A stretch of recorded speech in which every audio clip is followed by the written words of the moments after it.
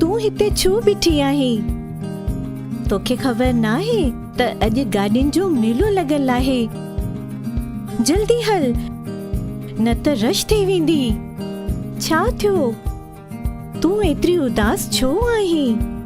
तोखे ख़बर त आहे त मां उस में हली नथी सघां। ओह, त तू बि मूं वांगुरु प्रोटेक्शन स्क्रीन लॻाराए न। स्क्रीन इहा केतिरनि जी आहे? मुंहिंजूं 5 स्क्रीन त 375 जूं आयूं आहिनि, पर तोखे त 7 खपनि न? हा, मूंखे 7 स्क्रीन खपनि। उहे केतिरनि जूं थींदियूं?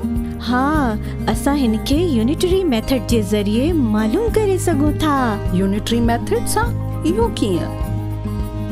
ॾिसो, जेकॾहिं असां हिकु स्क्रीन जी क़ीमत मालूम कयूं त असांखे जेतिरियुनि बि शयुनि जी क़ीमत मालूम करणी हूंदी त आसानी सां असां करे सघूं था।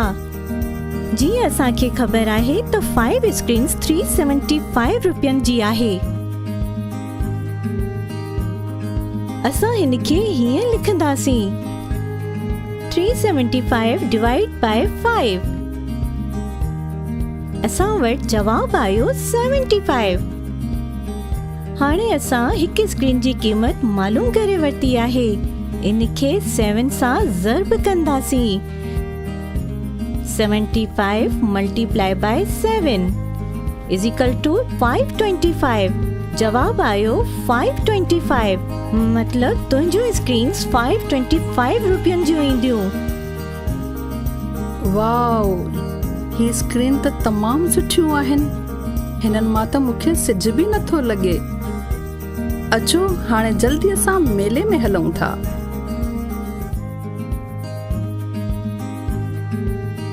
अरे ट्रक, तोखे वरी छा थियो?